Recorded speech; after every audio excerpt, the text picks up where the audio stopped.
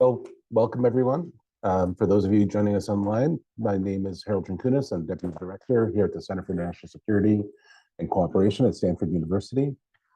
And it's a great privilege to welcome today Dr. Damon Coletta, who is a professor at the U.S. Air Force Academy. He has served there for quite a number of years. In fact, we both met early on in each other's careers through a shared interest in Latin America. He has since gone on to pursue a number of research interests, most lately as director of the Eisenhower Center for Space and Defense Studies. He has also edits a peer-reviewed e-journal Space and Defense as well.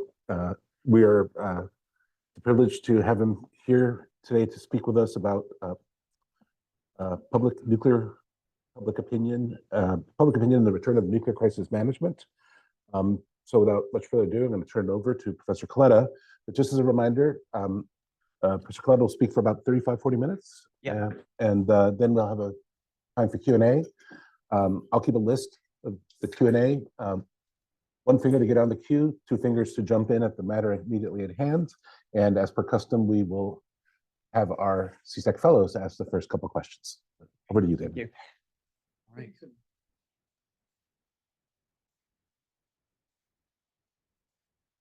Okay. So I'm just standing up just so I can project a little better. I'm used to, as Harold mentioned, I'm used to educating cadets. And thank you, Harold. And I also wanted to thank Eric Baldwin, who is among you. He's a research fellow at the law school. And many of you know Eric Gartsky down at UC San Diego. And I think I want to publicly thank him. I was on sabbatical last fall and had a chance to pursue this project. And it kind of put me in your orbit. I'm coming here after meeting CSEC, first starting at CSEC after 40 years. Maybe I don't look it. But for the undergraduates in the room, there is life after Stanford, and maybe you'll be coming back someday. I want to try to make the pitch today that work that CSEC has been doing is affecting us at the service academies, because I think it's time to rethink how we teach crisis management and whether we teach crisis management at the Air Force Academy.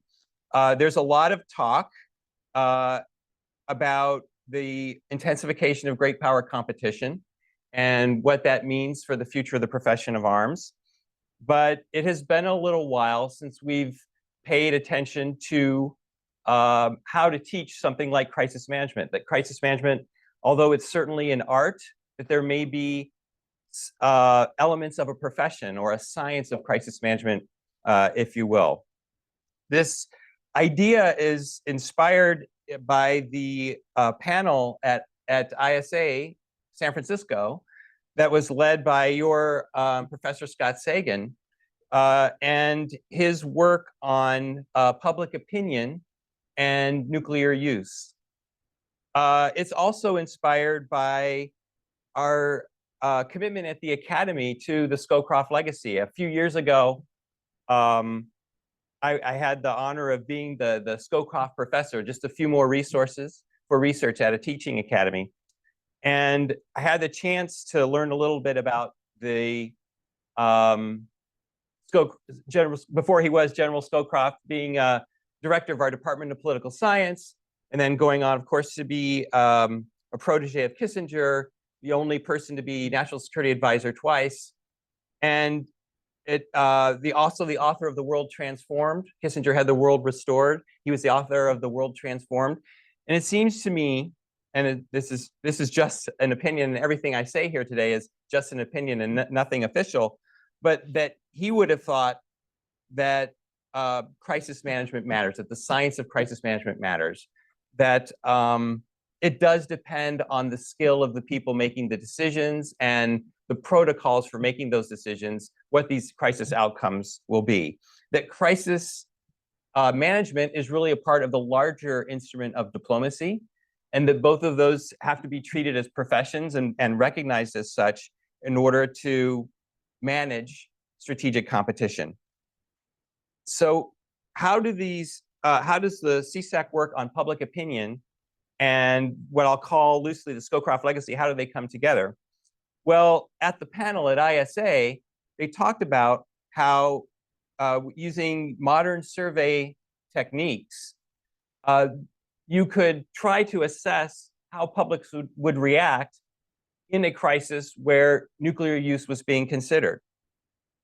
In the original research from 2017, the main idea was to interrogate the law of armed conflict and its idea of proportionality, as well as the nuclear taboo, to see if publics so many years after Pearl Harbor and Hiroshima would still pay attention to those ideas and put up some resistance to nuclear use. And in fact, many of you know, the result that they found was that there was very little evidence of that there would be constraints on nuclear use.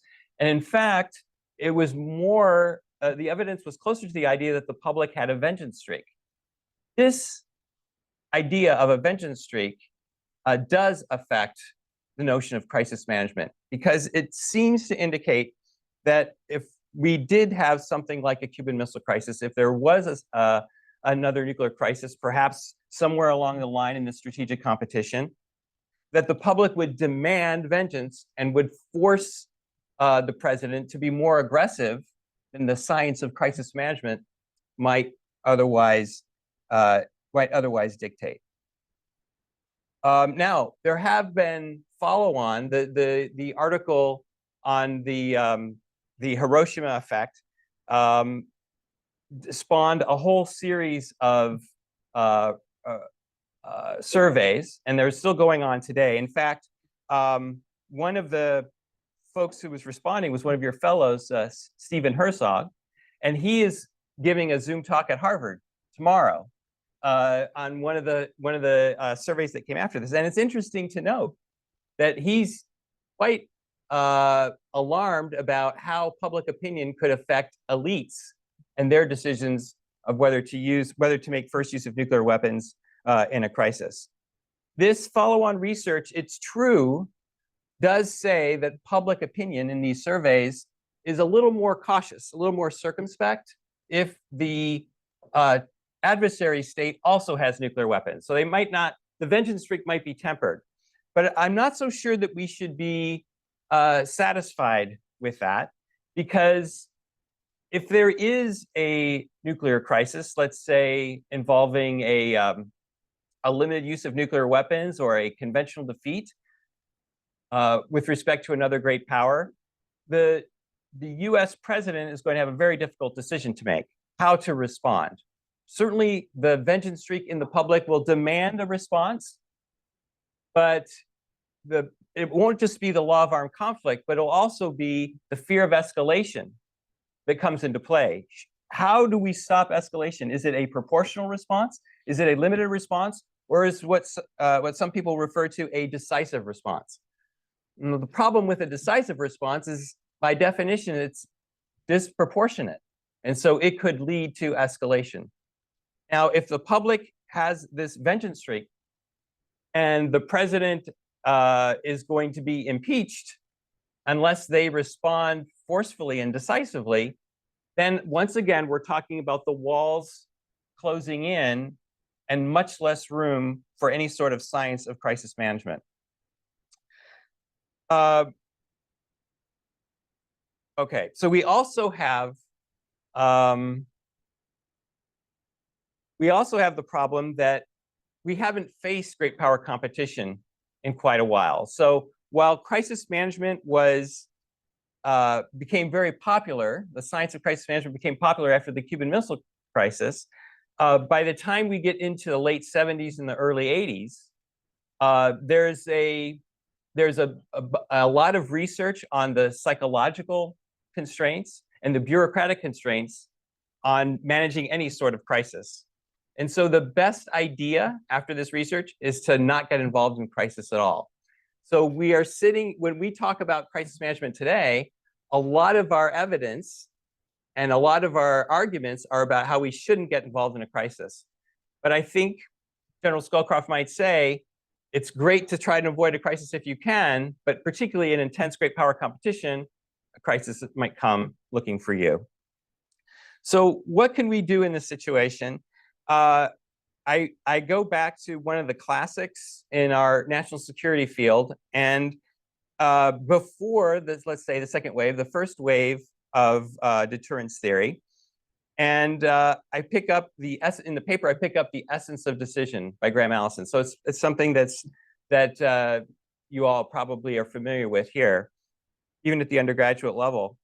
And I see opportunities to go back to the classics, if you will, to rebuild what our classes might look like, what our research agenda might look like, to improve the science of crisis management. And if you recall the book, he talks about the essence of decision. You can approach the essence of decision across three models. And the first model is I would say, a realist model, where the states are the chief actors, and the outcome of the crisis is dependent on the balance of power. So we're talking about a situation where an awareness of the structure of the distribution of power is the key to resolving a crisis, a successful resolution of a crisis. The second model that he talks about is almost like an introduction to the second wave of deterrence theory, where all the constraints come in, the cognitive constraints and the bureaucratic constraints come in on crisis management. And the result of that is that in the beginning, crisis managers had to figure out how standard operating procedures would constrain them and overcome those constraints. The big example, in essence of decision, was the way that the quarantine/blockade was run. The standard operating procedure put the blockade or quarantine line further away from Cuba. But if you put it further away from Cuba to protect it from air-based assets on Cuba, you were reducing the time you had to manage the crisis. So crisis management, which is controlling the crisis clock, would violate the standard operating procedure and bring it back. So there was a number of places there where you had to be aware of the standard operating procedure and try to overcome it. As I say, in later reviews of the Cuban Missile Crisis, the conventional wisdom became that it was almost impossible to do this.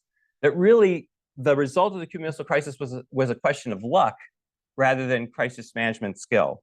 And so the idea of managing the crisis clock or creating new preferences for the actors has really faded and has really gone out of fashion. So the third model is, I think, where we can go back to the classics and find some potential to renew or rejuvenate this science of crisis management. And in contrast to the structural model, which was basically the balance of power and the limits on rationality through the cognitive, the psychological model, and also the bureaucratic model, the last one was the government politics model. We don't talk a whole lot about this today. It's maybe the least scientific and most artful of the descriptions. And to tell you the truth, until I started working on this project, I didn't think I had a very good understanding of Model 3. But after this project, I think that Model 3 has a lot of potential for how we can go forward, particularly when we combine Model 3 with some of the things that CSAC is involved in today, including modeling and simulation. So Model 3, the government politics model, is personified by the role of Robert Kennedy. And I say the role of the president's brother because we don't know if Robert Kennedy actually did these things. There's been a lot of archival research and historical research. Maybe I'm going to give Robert Kennedy more credit than he actually deserves, but that's not, to me, that's not vital, that level of historical accuracy, because it's the ambition that there's a third way called the government politics model, which creates options and controls the crisis clock in ways that change the outcome, that change the crisis outcome. So what are some examples from the classic where Robert Kennedy was changing the game, changing the preferences of the actors or the amount of time that would take to make a decision? So I just pull out a couple from there. And one is that he is sometimes credited with the phrase "a Pearl Harbor in reverse." And the idea was that the public, they felt that the public would demand vengeance. And so they had to respond, even if the missiles in Cuba, Soviet missiles in Cuba, did not change the structure, the balance of power, that the American public would impeach President Kennedy, that's that vengeance streak again, unless he did something. And the most obvious thing was to strike the missiles in Cuba. And so they, for the first few days, that's exactly what they were going to do. But at some point, and again, the archivists can debate exactly who it was and when, but in the essence of decision, Robert F. Kennedy says, we cannot do this, cannot follow this advice, because it would be like a Pearl Harbor in reverse. Well, that is a clever way to change the view on the crisis, because while the public opinion is demanding vengeance, the public also, at another level, doesn't want the United States to live in infamy. So by saying that by doing this strike, which might be dictated by a robust response to the Soviet provocation, you're now putting the United States into the position that Japan was in on December 7th, on the Sunday of Pearl Harbor. And so you probably have to find another way to respond. You have to respond, but it can't be the most obvious response, which is the first strike on Soviet missiles. And so, of course, what they end up going to is the quarantine. Now, by some measure, the quarantine is not a, it shouldn't be a de-escalatory move, because it is in fact an act of war. It's putting the Soviets in a position where they have the last chance to avoid catastrophe, and they might not accept that quarantine. May instead see it as a blockade and an act of war, and escalate far further than the Americans wanted. But in comparison to the idea of a Pearl Harbor in reverse, it in fact created time to see if there could be a negotiation. So the idea of moving to a quarantine and talking about a quarantine, it became possible to think about that once it was over, the idea of a first strike was overcome. And overcoming a first strike was creating options. Robert Kennedy is the Attorney General. That idea, at least in the book, right? That idea isn't coming necessarily from a national security expert, but it is nevertheless instrumental in changing the pace of the crisis and changing the preferences or the menu of options that are available to the actors. Okay, so if we go back to the Cuban Missile Crisis, we see that they didn't have an opportunity to survey the public at that time, but that the force of public opinion was actually more complex than what our surveys are saying today. So the surveys say that in such a crisis, the public would demand vengeance, and presidents would tend to be more aggressive than a science of crisis management might allow.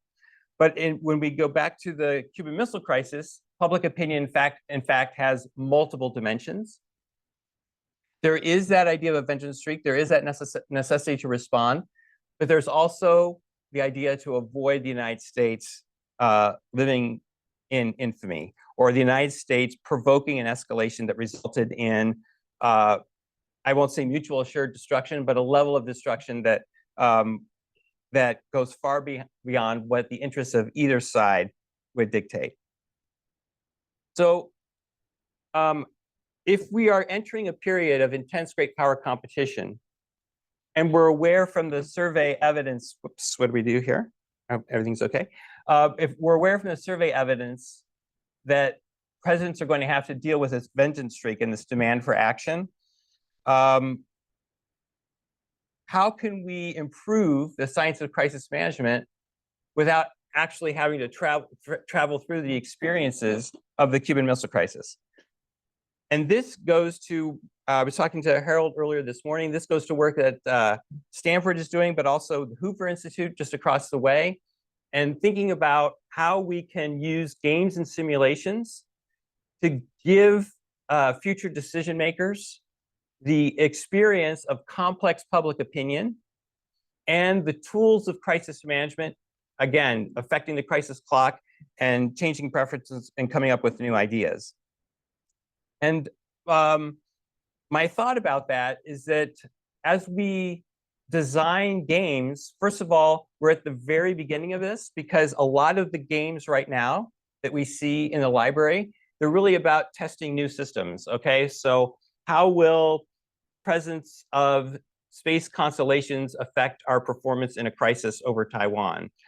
How will drone swarms affect a crisis, and whether or not there's escalation? So there's quite a bit of interest in new technologies, less interest in exploring how Model 3 could play out in a modern crisis.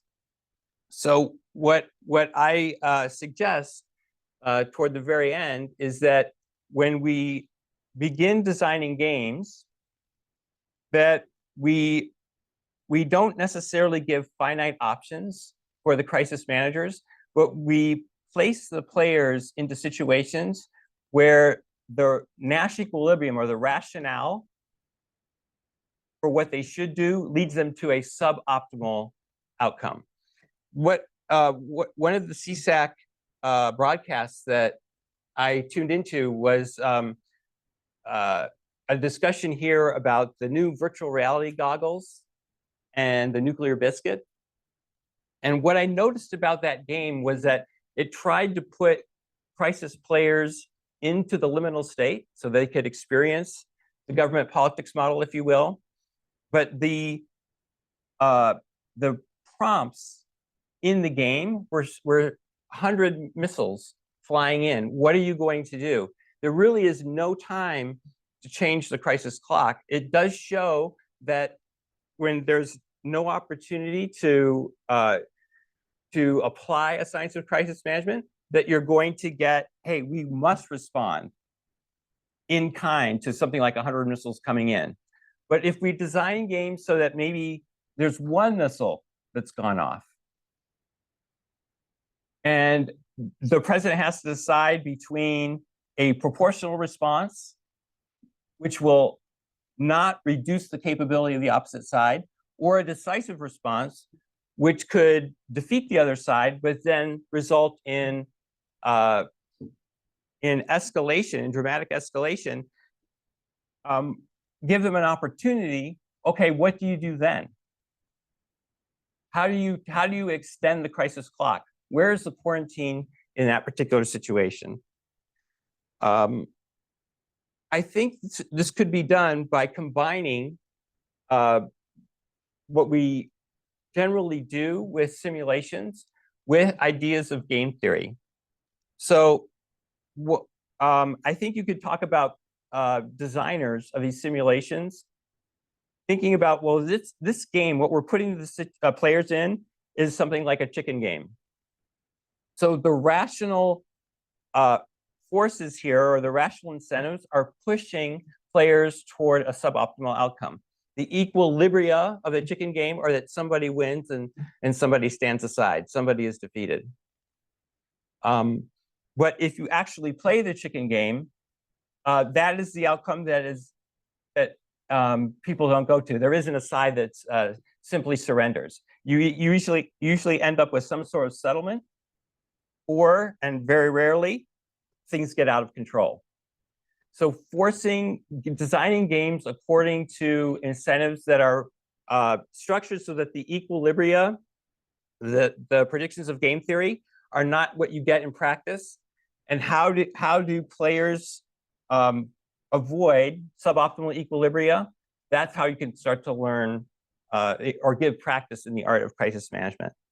And again, I would say that there aren't a whole lot of games today where the players are creating their own options, or they're consciously trying to figure out, hey, how do we create more time to make this escalation decision? And how do we create new preferences or new deals that could put us onto an off equilibrium path, or a crisis outcome that might not be predicted by the game theory. Okay, so I think the new tools that we have, let me talk a little bit about the virtual reality goggles that you guys have seen. The new tools that we have can be used to place decision makers, or let's say students or future decision makers, into the so-called game state or liminal state. I think what we want to do is, if we're talking about educating people who are crisis managers, we want to put them in situations where they have an opportunity to apply the art of crisis management. And if we're talking about public opinion, perhaps measuring not only one dimension, which is the vengeance streak in public opinion, but thinking about how do we detect cross-cutting currents in public opinion? How do we create space, if you will, for practicing the art of crisis management? So you don't have to respond to the vengeance streak, but you're responding to the vengeance streak as well as the public desire to avoid the final conflagration. All right, let me stop there and start the Q&A. Thank you very much.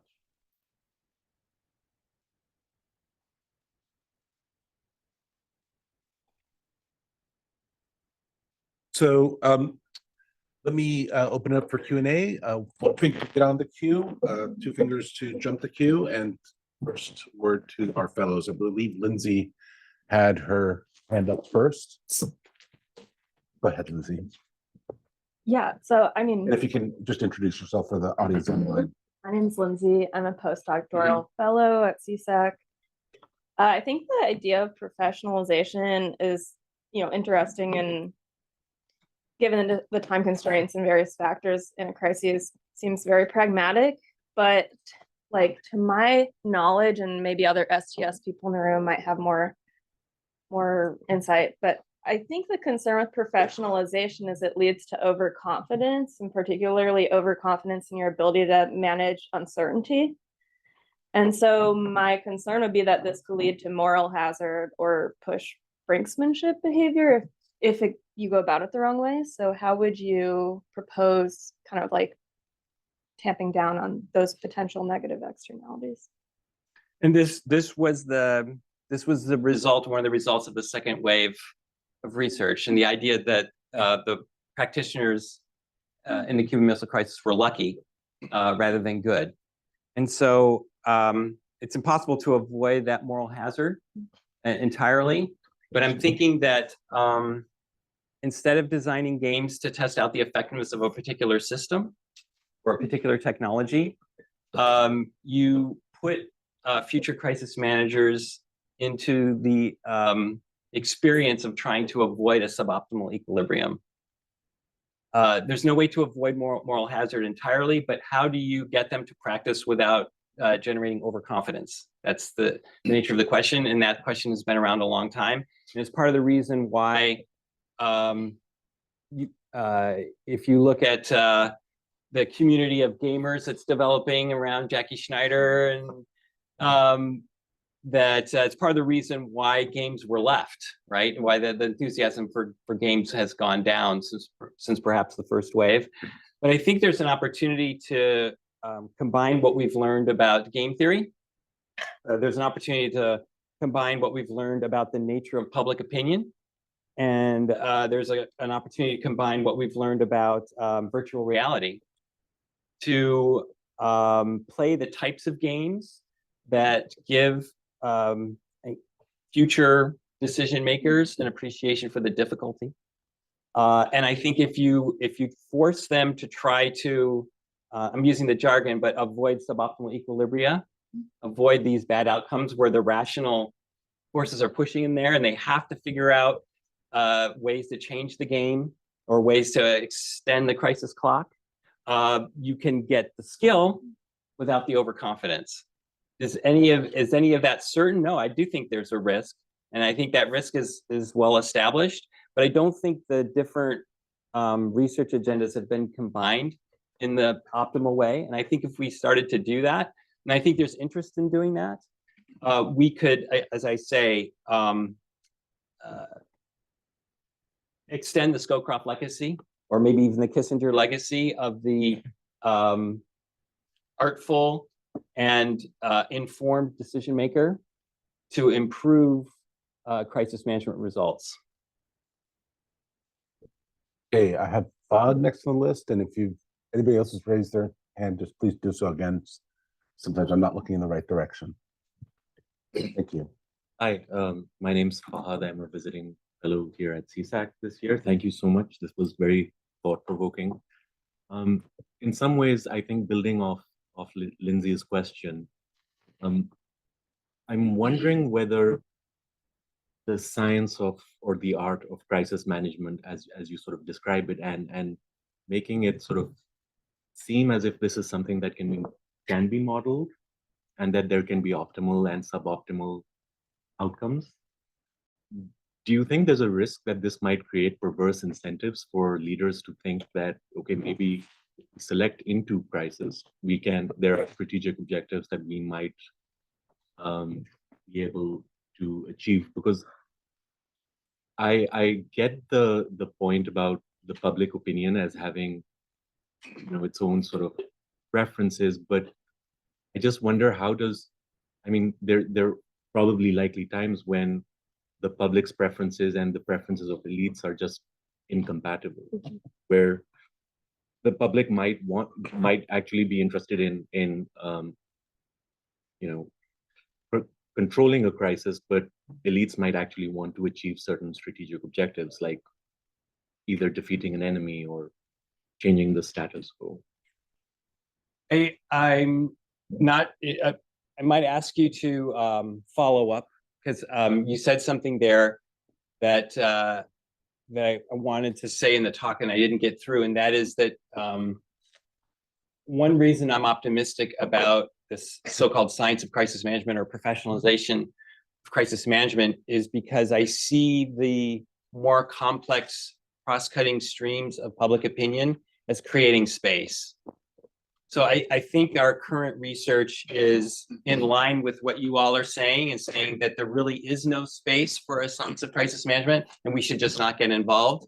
And I'm concerned that we're going to be forced to be involved. And so what do we do then? And so I would say that I'm optimistic that in educating future decision makers about the role of public opinion and the fact that it is complex and it is cross-cutting is an opportunity for them. And I don't see the danger in that. I think there's much more danger in not preparing for that opportunity, and there's just having the crisis come with a rather experienced set, which you could say is really the Cuban Missile Crisis. They had to learn on the fly. For a short period after that, the idea was there's only crisis management, let's figure this out.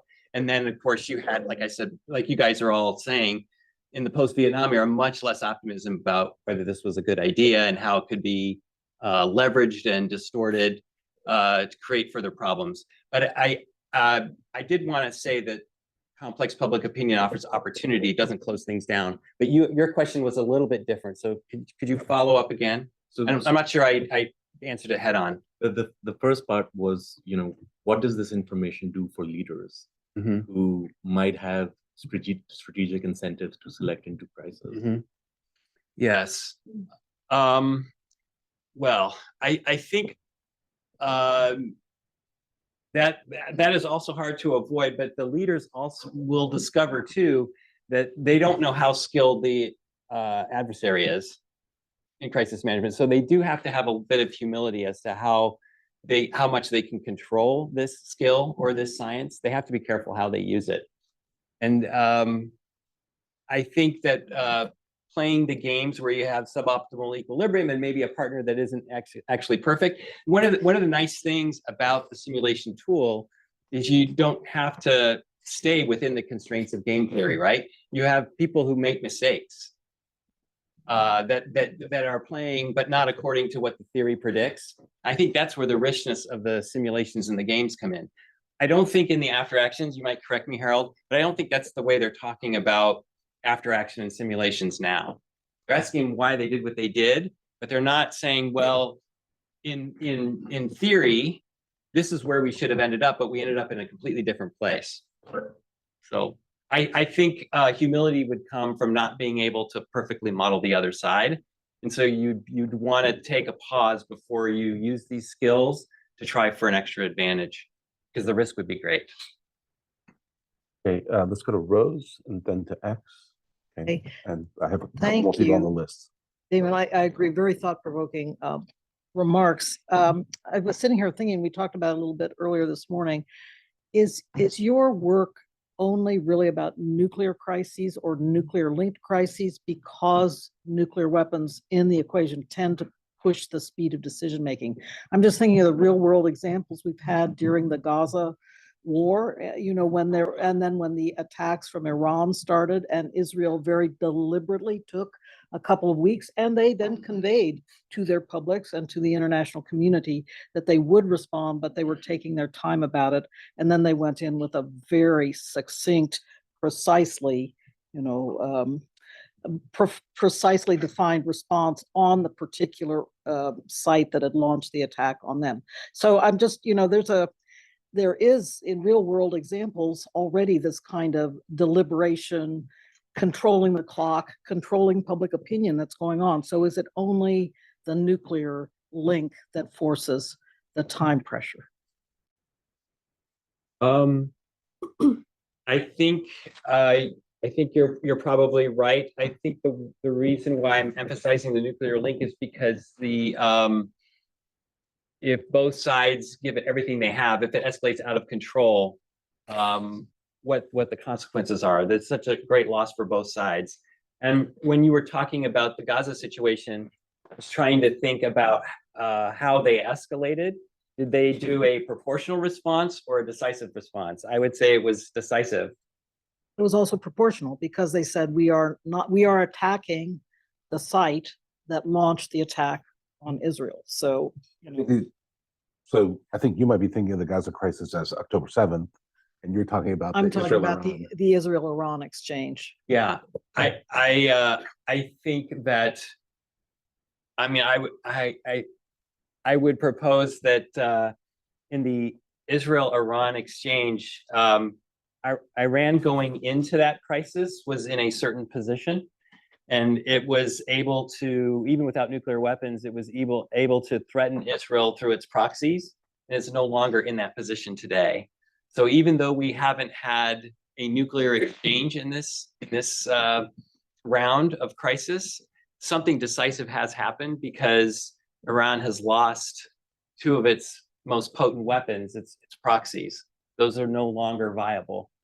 Those were because of other actions that Israel took. However, anyways, yes, those were a result of other actions. But again, I mean, if we think about crisis management as putting more options on the menu and bringing new things into play than what you have at the in the original conflict, this is an example of crisis management. But I think the Israel case might be a little bit different, because they weren't facing mutual destruction. Right, and that's why I'm thinking maybe it's the nuclear link that drives the clock so hard. Anyway, it's worth thinking about further. Right, but they did still have the dilemma that I don't think there's a model for. Maybe Jim can correct me about whether it makes sense to respond proportionally to signal one's resolve, or do something that is decisive, that changes the balance of capabilities. What Israel did by attacking the proxies, extending the crisis clock, and attacking the proxies, not to mention the Iron Dome and the missile strike back. I'm not sure that's where the crux of the game was for them. That was not decisive. that response was not decisive, but the response against the proxies was. So I think they probably scooped in, they took a larger scope on what the problem was. And while they were not going to defeat Iran, they were going to change Iran's capability by stripping it of its proxies. And I do have Jim on the list. Do you want to jump in on this, or No, you're gonna wait? Okay, let's go to X next. I'm external doctoral fellow at CSEC. So my question is, I wonder to what extent is public opinion preference in nuclear crisis meaningfully cost-cutting? So if we choose the path of crisis management and de-escalate, they could face the public punishment from those who design. But if leader actually choose a decisive response and escalate to a nuclear war, they're facing an entirely different political environment. They may actually don't have to worry about the fearful public punishing them for their choice. So I'm just wondering if that actually increase additional incentive to respond to the vengeful public and not to the fearful public. And I think that is a question that Eric prepared me for. And so my provisional answer is that I want to come back to you guys and say, how would you find what I'm describing statistically using the surveys? Because we're talking about different timeframes, right? We're talking about whether or not the public can hold two views at the same time, or to what extent that is. And so right now, what I'm seeing in this line of literature that's coming from the original surveys is, what does the public think? What does the public think? What's the highest percentage, and what can we say about it? But in a crisis, that public opinion is going to be managed. So there's going to the president, if there's time, there isn't time in the nuclear biscuit, but in the Cuban Missile Crisis, there was time for the president to address the public. And so that's going to affect resolve. That's going to affect public opinion. So are there known techniques to detect people holding contradictory thoughts at the same time? Are there techniques to do that, to map this space where a crisis manager could come in and create options? I mean, you're not disputing the hunch that there is a vengeance streak as detected in the surveys, at the same time that there's a real concern that the United States not get involved in a general nuclear exchange, or do anything that could make the United States a pariah country for decades to come in the international system. So the public can hold contradictory opinions at the same time. Do you have any thoughts on that, though, from a technical perspective? How would we detect something that complex in public opinion? Are there instruments out there that talk about this? So in terms of they're kind of essentially, I'm thinking is that the two kind of public opinion are relevant to different extent at different point of the crisis. Right? I wonder if just like at a very simple level, we can present public, or the leaders with different scenario at the different stage of the crisis. And yeah. Yes. Right. So you could do a survey experiment that goes in stages to see if that remorse, if you will, buyer's regret happens in a later stage, but recognizing that in a real crisis, both would be present at the same time. I think that's right. Have you seen anything like that? And I think that's because we're not asking that question. We're asking a different question right now. Would the public stick with the taboo under pressure? And the answer is no. They want vengeance. Okay, let's go to Chang-wook and then to Jim. Then I think I have you right after that. So, Chang-wook. Hi, thank you for the talk. And my name is Chang-wook Ju. I'm a postdoctoral fellow here at CSEC. And you base your idea about the public vengeance that could lead to crisis management problem on the recent public opinion surveys. Yep. And I want to ask you about how strong the public vengeance is, or if it ever exists.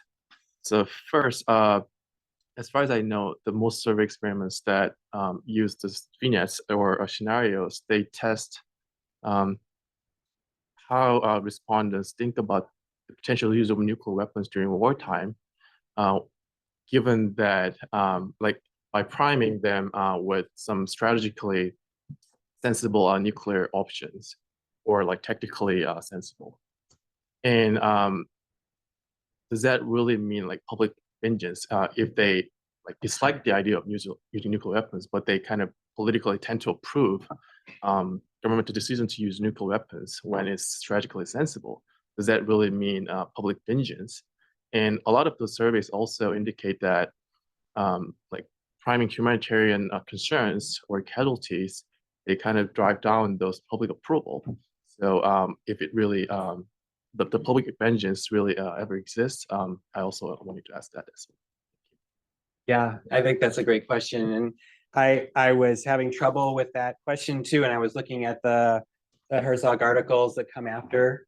And if the adversary has nuclear weapons, the desire for that nuclear strike tends to go way down. So I think we still have to worry about it. I still worry about it though, because once you're at that point, the president is facing a different, the vengeance streak has already done its work. And once you're at that point, the president has to worry about a proportional response, no response, or a decisive response. And I think it may not be public pressure at that point, but there will be pressure, I think, for a decisive response. I think there will be at least some military advisors and military commanders who will want to send a message that this game is over, and we don't want any other country benefiting from first use of nuclear weapons. We want to end this now. So I think in the time when the other side has nuclear weapons, a different dynamic takes over once the vengeance has done its work. And so I still think we have to worry about, even though what you're saying, there's evidence for what you're saying, we still have to worry about the vengeance streak, because once you get to that stage, different factors come into play, pushing for a decisive response. And as we saw in the account, in the classic account, it was very difficult for President Kennedy to resist that. And I don't do archival research, but because of where I am, we pay a lot of attention to the Eisenhower record and the Eisenhower legacy. And it's possible for me to take all of the conversations between Kennedy and Eisenhower. It's interesting to me. I don't know if it would happen today. If a president involved in a nuclear crisis in our new era of great power competition would call a previous president. I don't know, but Kennedy did want to do that. And the question he's asking the president is not so much a public opinion question. It's, what message do I need to send to Khrushchev? And he's asking him relatively early on in the crisis, do you think that if I take out the sites that they're going to go after Berlin? And Eisenhower and President Kennedy, they're the two people who understand this decision the most in the world. And Eisenhower says to him, be tough. I think that they have a losing hand. And if you are tough and you are decisive and you take out those missiles and take away their capability, they're not going to move in Berlin. I just don't think this would be the reason why they would do it. So that tells me that the vengeance streak does its work. And then that first nuclear strike happens, and there are other reasons then to go decisive, other pressures pushing forward at that point. That Kennedy then had to turn around and invent skills for crisis management. Maybe it was this idea of a Pearl Harbor in reverse and come up with a new option. That's the quarantine. But the logical move that he talks to President Eisenhower about is just taking away the threat, taking away the capability. That's a two finger or one finger? Okay, let's go to Jim then. Jim Fearon, political science and amplify. So I think this is a very interesting question. I think is like, what should we take away for all kinds of things about crisis management and what would happen in them from the survey work that's being done. This is kind of it was a clarification which might have actually already happened in the exchanges you just had, but I don't follow the survey stuff super closely. It seems like what you'd want. Has anyone done something where, something happens that may make the U.S. public want to have a revenge motive, but you also told them, well, if you do this, there's a very high probability that New York and several other cities are incinerated.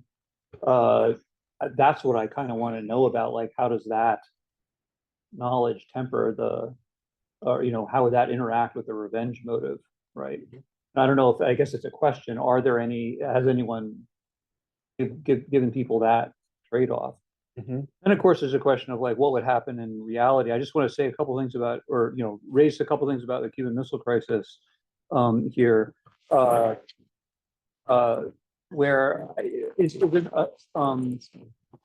so many random things can happen in different crises, but in that one, my recollection is that the leadership in DC was really worried about nuclear escalation, way more. So there was some degree of popular, like, this is dangerous, but it was nothing like what the XCOM people were concerned about.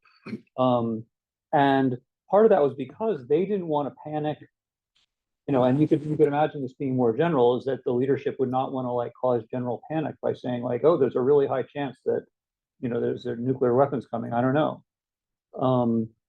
So is that a factor where the political, I don't know, incentives and those incentives would make it so that the public's concern about their, you know, are their estimate of the likelihood that they're actually, that we would be attacked would be lower than normal, or I don't know, how does that come into play? Maybe I'm remembering this wrong about the Cuban Missile Crisis too.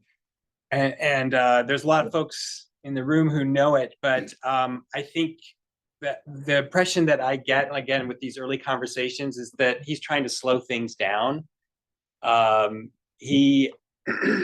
don't know why he says that the public would impeach him. I think it might have been a recognition of a vengeance streak, but it also would have been a recognition that if he was weak in any way to this provocation, especially after being promised, right, in public, that his political opponents, if he did stand down and things went back to peaceful interactions, if the crisis passed, that his opponents would use his appeasing behavior, if you will, against him for political advantage. That if the public didn't already feel it, in a democracy, your political opponents are going to manage public opinion to their political benefit. So once the crisis had passed, he might be in a very weak position as president, because he would have been seen as being too weak. And I think to some extent, you can see that in our current, right, our current political environment, where the opposition is going to hold the leader to account based on decisions they made that might have appeared weak, or could be made to appear weak in the present, made for whatever reason in the past, whatever good reasons in the past, made appear weak in the present. So I don't think there was a general panic to avoid nuclear war, and I think that comes through in the conversation with Eisenhower. Eisenhower is saying, "Listen, this is what you've got to do. You can't." But I recollect. I mean, Schelling also said that, like, those of us on the outside thought, "Oh my gosh, the Russians have totally blundered, and they're going to have to back down. There's nothing to worry about." Mm-hmm. And then later he gets a better sense of like what was going on inside, and how their perception was not. They were not like, "Oh great, you know, no problem at all." They were freaked out, or at least McNamara and you know, they were really worried. I think they were worried that about the reaction to the, oops, what am I doing? They were worried about the reaction to the invasion, right? They were freaked out about that. Well, even after that, they were really worried about escalation. Escalation due to, I mean, if they, I think due to the invasion is what they weren't worried I about. don't know, even after that, as they're doing the blockade, they're extremely concerned about the like messed up signals. There's a whole conversation about a whole thing about like we're going to be dropping depth charge, which they did, and actually almost did cause a nuclear war. And we're going to tell the Soviets like exactly that these are just signals and don't take it as if they're under attack. They didn't realize that these submarines had nuclear torpedoes on them, and that the submarine guys never got that message. I mean, it was, you know, they were, but McNamara is doing this because he's really concerned that, you know, we're going to trigger a nuclear war with the blockade. think the incident Jim is referring to is one where Kennedy is attributed to have said, there's always some SOB who doesn't get the word, Yeah. in reference to the depth charges was being the- dropped. Or it might have been the U2 as well. Yeah, Yeah. I maybe Sean. misremembering myself. Rose, you have a two finger. I'm looking around this room. I'm wondering if anybody else was alive during the Cuban Missile Crisis. But anyway, I was in fourth grade. And just on the point, it's a small vignette, but on the point was the general public knowledge. The answer to that in my fourth grade recollection is yes. The nuns sent us home from school saying, you had better get home right now. There could be a nuclear war tonight and you need to be with your parents. So that was the message to the fourth grade Rose. So anyway, the public recognition was there. I think that's great. Which is good to say that public opinion is complex, right? Because Oh, absolutely. both sentiments are there. But Jim, I think you're saying that would lead to caution on the part of the decision makers. Well, I think don't that- think so. I think I they think- have to play the game. Yeah, no, I'm just You have to wondering, take like, risks. what would, if public opinion is confronted with like, on the one hand, adversary X has done something which makes us want to have revenge, Right. but if responding would, Right. they also believe it will like mean that their city might get blown up, like, do they want the president to take revenge? I don't know. And I think I'm trying to recognize that because that what you're saying does not come through in our latest survey experiments because they're not designed Yeah, to they capture don't- that dynamic. And what I'm arguing is that dynamic is not going to just resolve itself, but it's going to the effect of that cross-cutting dynamic, if you want to call it that, is going to depend on the skill of the crisis manager because those two competing sentiments, if you will, they create space for decision. And so they could have just attacked right away, or they could have tried to maintain the quarantine in all its difficulty. So I believe they stood pat and they maintained the quarantine in general. They did not, it was dangerous, but they did not retreat from that danger. They kept the quarantine in place and continued to negotiate. Okay, over to you. And just to quickly, if you're online and want to ask a question, please put it in the Q&A function on Zoom. But yes, over to you. Can I say I'm sorry, but one more thing. I think the research that goes back to World War I might also have some insights because they faced a similar situation, right? And they didn't back down. They saw it all the way through. And they're considered to have not been very skilled in doing so because in retrospect, the results of the war weren't really in anybody's interest. There should have been another way out of it. But they knew what they were doing was dangerous, but they felt they couldn't back down. It was almost too late, and there were no creative options in that space. Okay. Well, thank you. Postdoc at CDRL here, Iveta Sergeyeva. Oh, I think that you partially already answered this question that I have about public opinion. I think that what we know from public opinion studies is that public opinion is kind of easily changed depending on what kind of framing we use, whether or not these people are blame the current administration for this crisis, or whether or not they're framed to blame. So I think that my question is, what would be the caveat of working with public opinion, and whether or not these all sorts of frames that people are probably exposed to, democracies should be somehow included in the simulations in the game. So. Right, and I think that what I'm getting at there is that not all public opinion changes quickly, and if the conventional wisdom on the Spanish-American War was that the public opinion was solid, now it didn't face nuclear response. That was part of the reason why. But there are certainly examples, it seems like, where public opinion is not changing quickly. And if we can do what was suggested earlier by using stage games, where we suspect that these opinions coexist, but we detect them in these stage surveys. We can see it as we take the subjects through the first stage, we see one public opinion. And then as we go through the second stage, we detect the other. But in reality, they're both existing at the same time. So I think that I'm really arguing against, there's probably evidence there that the vengeance streak is real and that it's consistent. I think there's evidence that that's the case. And so what I'm saying is there's another cautionary sentiment that Jim was just referring to that is also relatively constant, that is coexisting with this opinion. And if we can say that these are the types of opinions that don't change easily, can they become boundaries, if you will, that create a space for imaginative crisis management? So yes, opinion can be changed, but when two solid opinions, slow changing opinions, or enduring opinions exist at the same time, and they're contradictory, does that create a space for the science of crisis management? That I think is an important direction for education, if that's true, if what I'm saying is true.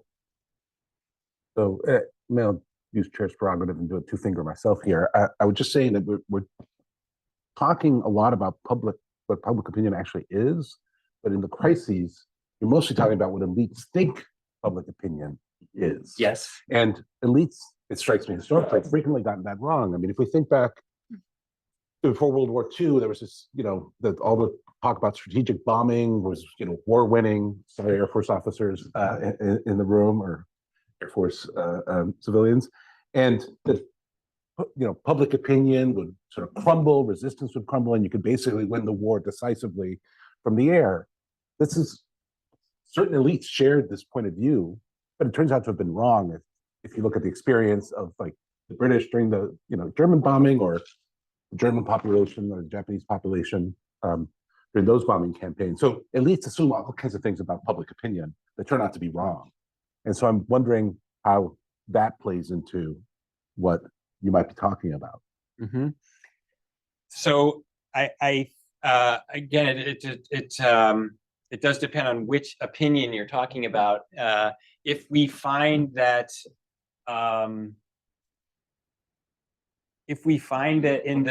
in the social science, using the social science method, that these opinions are strong and relatively constant, depending on, and they're independent of where the crisis takes place and when the crisis takes place, then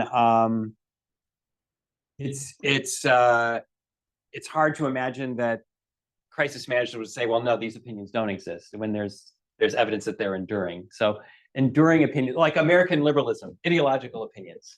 So we teach Soldier in the State in Huntington, and he tries to say, that's influencing this as well. There's a military way of looking at things. Of course, that's varied, right? And of course, people are wrong about what the military is going to think and do. But if it's a consistent way of viewing the world and looking at the world, which is the kind of stuff that we're talking about here, then all we're doing is educating the decision maker about what they're likely going to face. Mm-hmm. And it kind of sidesteps the idea of, they can still be wrong about public opinion, but it might be public opinion about the use of a certain weapon. Right. Or it might be, what I think is more likely is overestimating the public's resolve. I think that happens a lot in the cases. The public rallies around the flag, and then before too long, after setback, it's no longer supporting the war. So you could be wrong about that, but that doesn't mean that the crisis manager is going to be wrong about what we've been talking about here today. That there's a vengeance streak that coexists with a real fear or a panic of general destruction. A caution. Let's go to Paul, and then to Ryan, and then to Ariana. And then I think the microphone right here. Thanks for the talk. I'm coming at this from a somewhat different position than a lot of people here. So Paul Edwards, I'm at CSAC. I'm also director of the Science, Technology, and Society program here. Just imagine a hypothetical case where you have a leader, a president who has a strong vengeance streak himself, and who has spent 10 years building a movement of people who also have a powerful vengeance streak, who follow that leader unquestioningly and expect vengeance on their enemies at every turn. And that leader has systematically worked to ignore all other leaders.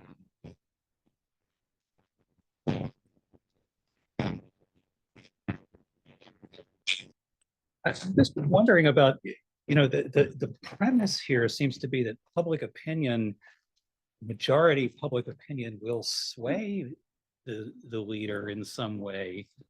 But I feel like we are in a condition now in which the leader makes public opinion within the smaller universe of his own followers and could not care less about the rest of the public's opinion. So under those conditions, how does any of this affect the decision that that leader, that hypothetical leader might make? Well, I have not prepared to answer this question, so let's just have a conversation. But the way that I read the Scowcroft biographies is that he would not have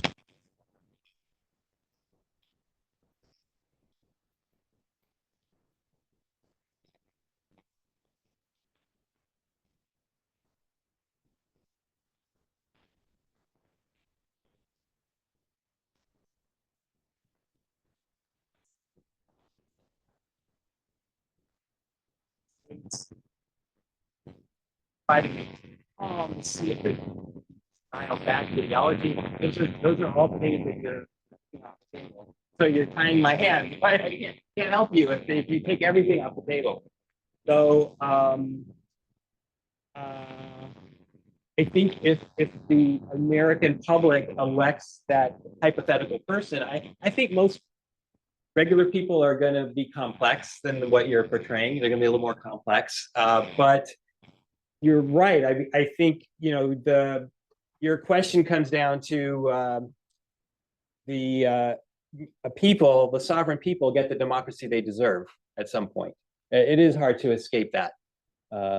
And I guess you're right. The premise of this educational program is that when presented with diplomatic skills and crisis management skills, that those will be seen by the elected leader as useful. If the elected leader is so far convinced that they know what the next move is and that there's no room for deliberation, then my paper's done. I haven't helped you out. I haven't helped the country. Yeah, but I think you're right. You identify the premise, and I'm banking on the American public electing someone who's going to, in that situation where the stakes are high, is going to be receptive to. But we need to have the skills in reserve in order for that person to be receptive. So I guess I could turn it around and say, if the American public is in the mood and elects a figure like that, then we have to have these skills in reserve. It's going to be, and we're going to have to do the best we can. And right now, I don't think our reserves are very high. If you read the literature on where this country is on diplomacy, it's very similar to what I'm telling you today about crisis management. We've forgotten quite a lot, and we haven't considered it necessary to practice. I'm talking about, of course, we still do diplomacy, but there's a call to think about the classics and think about the types of problems that they face and how they resolve them. And I think this is part of that larger movement. Thank you. Okay, let's go to Ryan, and then we'll go to Oriana.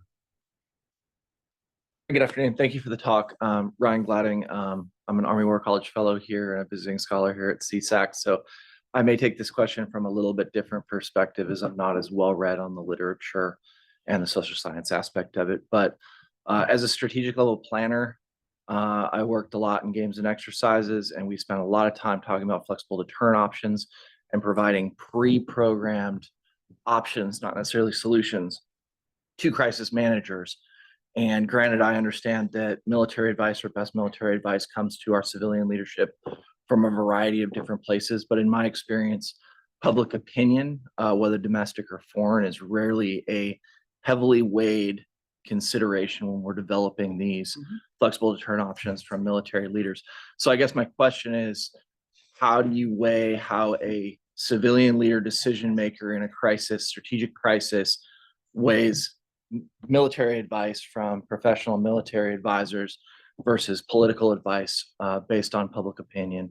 And then just as a really quick follow-up, because you mentioned games and exercises, do you have any recommendations on how we can better connect the good work that's being done in academia here at Stanford and other places in the wargaming space back to what they're doing in Suffolk and in the Pentagon, in the military joint or training and exercises divisions, including their war game space. Thank you.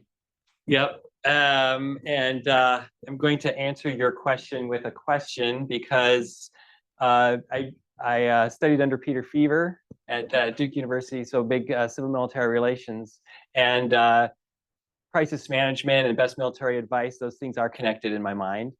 And I'm of the school or the faction that says that what military professional means is not ignorance of the political realities, but sympathy for their principle, for their civilian principle, and that when they're giving their military advice at some level, they should consider what the president's political position is likely to be as they give military advice, even though they shouldn't give political advice.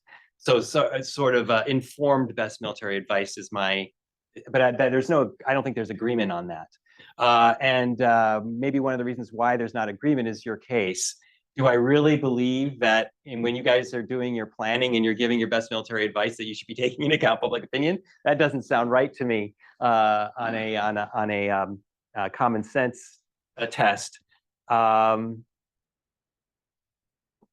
think maybe it's going to be the president who is elected by the people who has to take public opinion into account. And particularly when you're talking nuclear crises, the president has the command authority. So I do think public opinion is involved. And your question is, I think, gets to this idea of, what is good civil military relations? And I suppose that they don't have to be experts in public opinion, those military advisors. I guess it would be enough to say, what is the president's political position as we give this advice? And just to be aware of it, and the art of being the subordinate, the expert subordinate in that situation, is knowing that, but not letting it affect your objective advice. And so the other faction, I would say, and maybe I'm giving the scarecrow argument, but it seems like the other faction doesn't want the military advisor to think at all about politics or the political position of the president. But I think it's more than that. And then there's a third faction I would say is, yeah, take the political conditions into account and use that to condition your military advice so that it gets followed. That also makes me very uncomfortable. So I think there's a very tough spot for that military advisor where they are aware of the political currents that may buffet their advice, but they maybe in the best civil military relationship, the president knows that. But the military still gives the best military advice and what the military consequences will be of inaction, without letting their knowledge, which I think they should have, shading the advice they give to the president. So it's not necessarily that they're experts in public opinion, but they are sympathetic. They are aware that there are other factors weighing in on the president's decision. And this is again, in the Cuban Missile Crisis, you could write an essay on the relationship between Curtis LeMay and the advice he was giving, right? And the frustration that Curtis LeMay had. And so what kind of officer would you like to build that would maybe give similar advice to Curtis LeMay on military grounds, but would communicate it in a way where there wasn't as much friction or perhaps distancing? Because if you are, I don't care about your political problems, here's what you ought to do, then the next time that military advice is required, it's going to be more difficult to communicate, right? So somewhere between Curtis LeMay and a real political operator, I think is where the right balance is. And that's a great question. And I didn't get to your second question. Let's squeeze in one more question. Okay. For Oriana. Don't worry about it. I'll Okay. talk to you afterwards. People can always come up and talk for a few minutes after. Oriana. So the last question was very similar to mine, but I had a sort of second component of which, like, when you open it up, you talked about training of military officers, and the question is, should they be involved in crisis management at all? Yeah. In my view, and I would say that unlike the Cuban Missile Crisis, and this isn't my area of expertise, but I've been involved in a lot of the crisis management mechanisms between China and the United States. So Qs, MMCA, I did translations for a lot of those dialogues. And it seems to me that historically, now the military, we have crisis management connections that maybe in the Cuban Missile Crisis time, like, could you imagine a 3-star general calling over to the Soviets instead of the president. I don't know. But like, how does the fact that we've operationalized crisis management change any of this? And at least in my view, you hear it about military officers. The view is, I'm military, you're military, we understand each other. The civilian leaders are idiots. We should talk this out and we will avoid war. So there's this sort of operational crisis management. Do you think that's a good development? And then if you go to the strategic level, my question is like, basically, you've already answered, like, should military officers be commenting at all on what we think the, political, I mean, I think we've gone way too much in our training and our PME on the dime spectrum such that military officers are losing their expertise on the M, and they're too busy worried about messaging instead of actually like what is their job. But that's me and my thoughts. Yes. So on the last bit, again, I think that the political awareness of the officer in an ideal world would not shade the advice, the substance of the advice, but I think there is such a thing as a communication style. And I think an awareness of the president's position, the political position, would perhaps improve civil military relations or the communication of best military advice. Although I don't want the substance of it to change. I want that military advice to be straight, but it often is unwelcome. And then that's the issue. That's why the style matters, is the president needs to weigh that unwelcome advice. And I think under pressure, it's extremely difficult to weigh it properly. So that was our conversation. The operationalization of crisis management, and which we haven't thought about and would be consistent with the science of crisis management, right? If you can bring in more of the bureaucracy and somehow routinize crisis management, then you would probably want to do that. But that kind of goes against the whole idea of the art of crisis management, and may create SOPs that work against you because you can't predict what the crisis situation is. Maybe you can't predict what the crisis situation is going to be in every case in your standard operating procedure, because you've now operationalized crisis, is not fit to task. And you can easily imagine that happening. That's what you're bringing to the table. All right. That's tough. That will have to be worked out. But for undergraduates, though, I think it makes total sense when they're having liberal arts education to think at the crisis NSC level. So we do that quite a lot already. I mean, you probably know that. We try to encourage them. They're not always excited about it. They are busy, right, as undergraduates, but we do encourage them to think about these things before they have 20 years in or 30 years in. Okay, well, please join me in thanking Professor Coletta for